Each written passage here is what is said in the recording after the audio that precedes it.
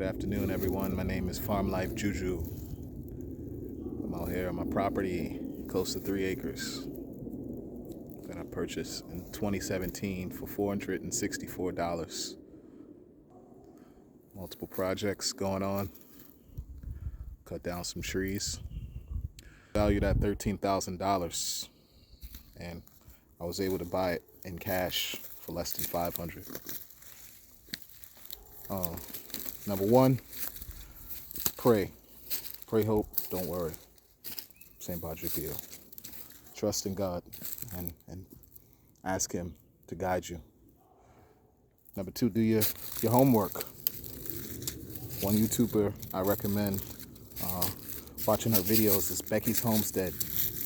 She shows you how to do a lot of things relating to land and farming and do it yourself, that type of stuff. So I recommend watching her videos. One of the videos she has on her channel is called How to Buy Land If You're Poor. Excellent video. It shows you owner financing. It shows you how to buy from the government, surplus properties, how I bought my property. So very, very insightful, helpful video. I recommend everybody check it out. A lot of sweet gums, some maples on the land. That's a maple. So do your homework. Go to one of the counties in your state. Go on that webpage and see if you can find anything that says surplus properties, properties for sale, tax sales, foreclosures. Just research these over and over and over. And not just the close counties to where you live, especially if you live in a major city like I do, or I did. But also the counties that are further out from major cities, depending on how far away you want to live from a major city. When I first bought this property, I had 3 things in mind that I wanted to be a part of the process. I wanted the land, number one, to be 1 to 3 acres. And it's perfect. This is close to 3 acres. It's like almost 2.8, 2.9. Very close to 3 acres. I got a surveyor to walk it and give me a rough idea how much land I had. Number 2, I wanted the land to be owner financed because student loans and credit cards, I didn't want to take on another loan that was just out of my price range. And I also had a car at that point. I still have a car now, but I have a truck, so it's better, and I own my truck.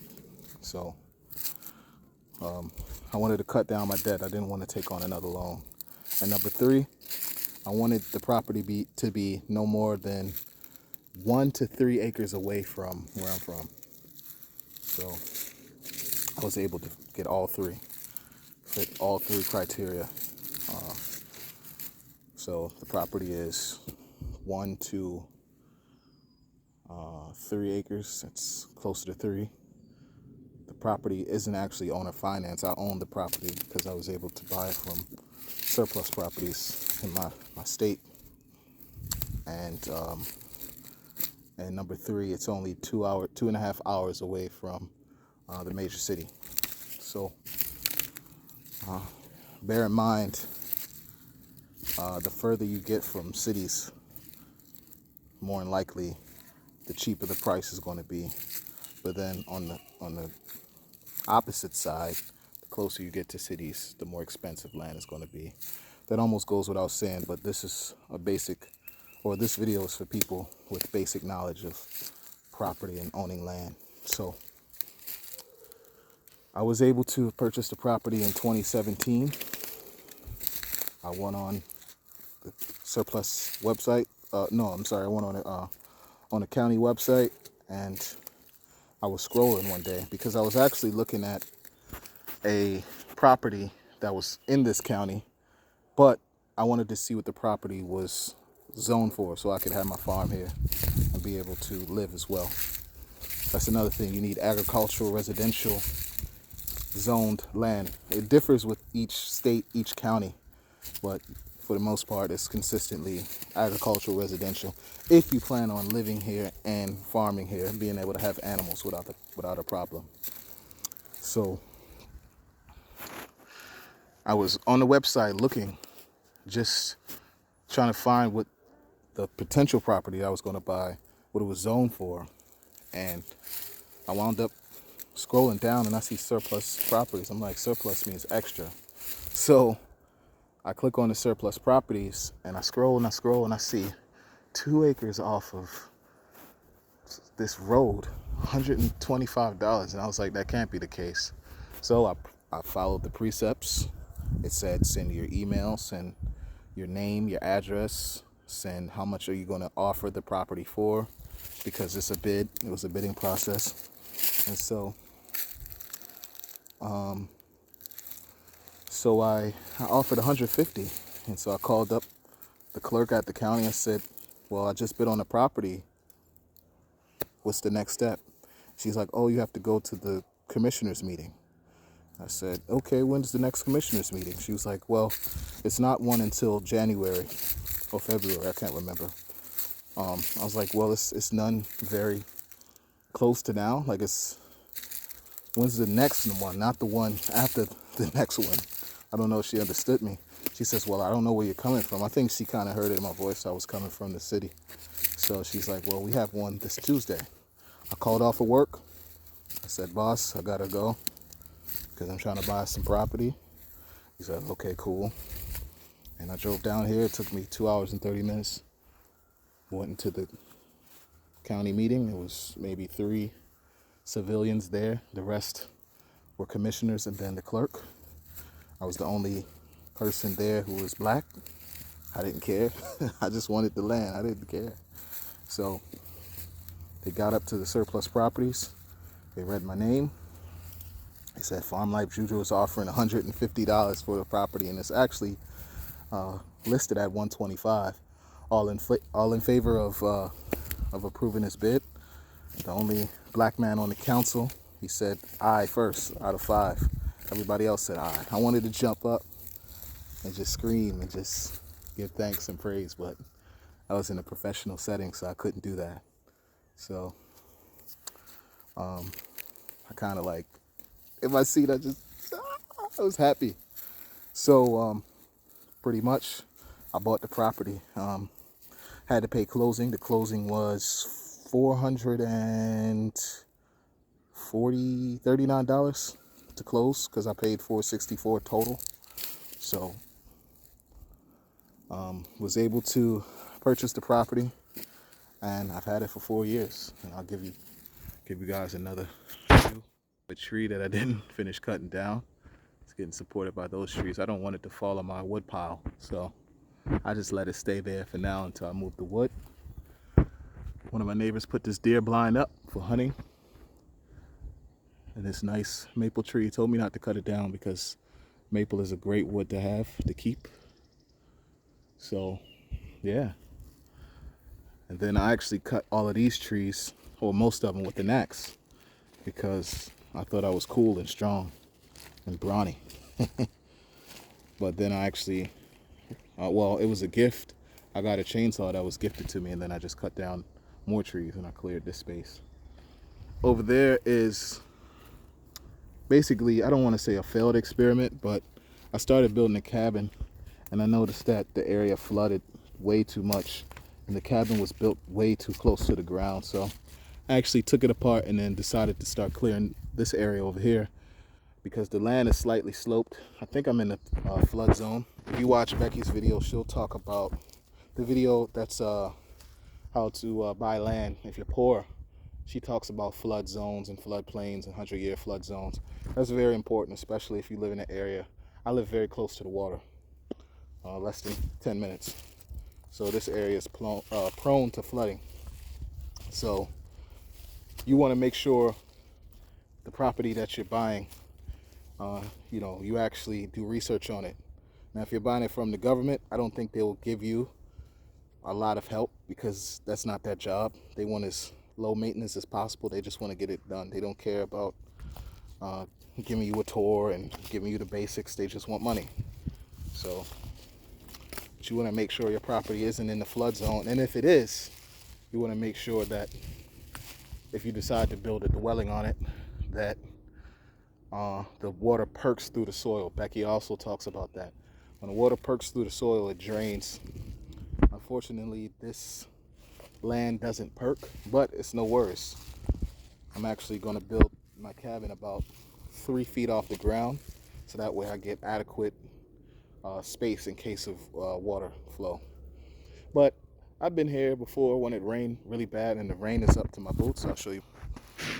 And I'm pulling my boots out of quicksand.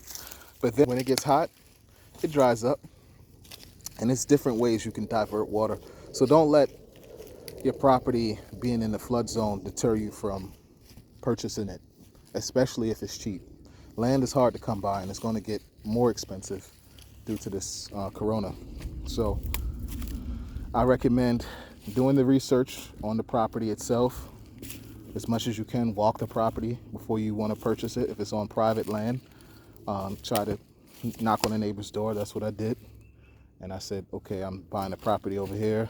Or I had already bought the property at that point. So I said, hi, I'm going to be a neighbor. I introduced myself so that it didn't seem crazy that somebody was just in the woods snooping. So I did that. What else?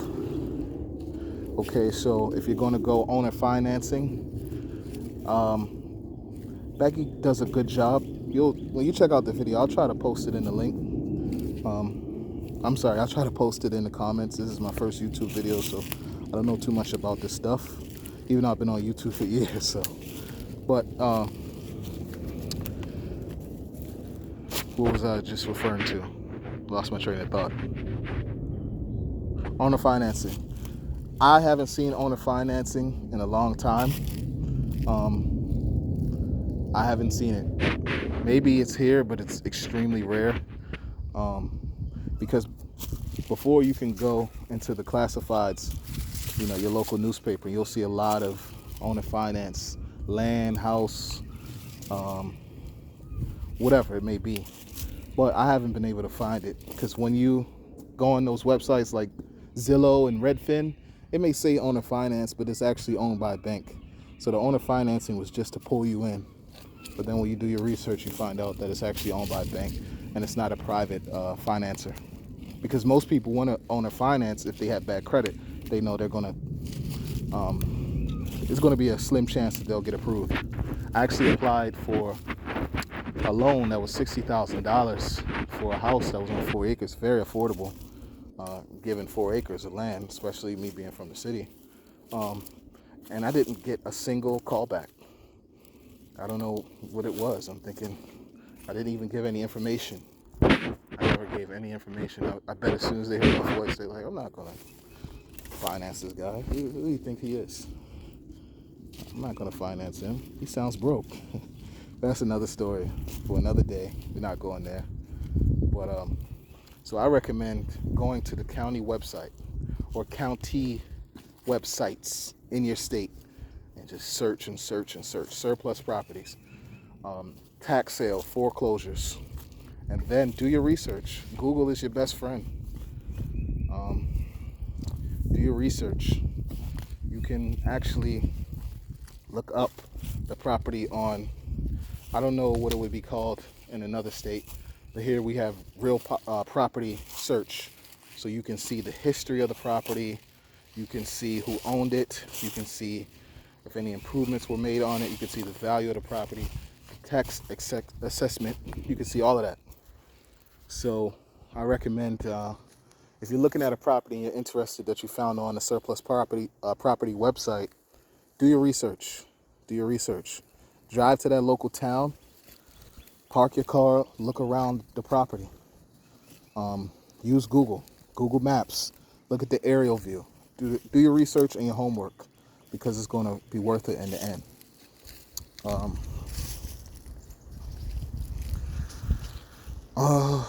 Okay, so finishing up, because this video is getting on 15 minutes, and I'm not an editor. I don't do that. I'm not someone to really be on phones and computers and stuff. That's not really my forte. I prefer to be out here, you know, doing some gardening and farming and, building my house. I'm not really, that's not me. So, yeah. So, it's different ways you can buy land if you don't have money. But the easiest way, the way that worked for me personally, was buying through the government tax sale, surplus properties. People who don't pay their taxes, their property was seized by the government and now it's up for sale. The government wants to get rid of it as soon as possible. So, so that way worked for me. You can try the owner financing. I'll post the video in which Becky from Becky's Homestead, she shows you how to owner finance, how to look for owner finance properties, I should say. So you can go that route, but the route that worked for me was the tax sale. So just finishing up, in these current times, it's Corona times. I think personally we're headed towards a crash, especially when it comes to real estate and properties.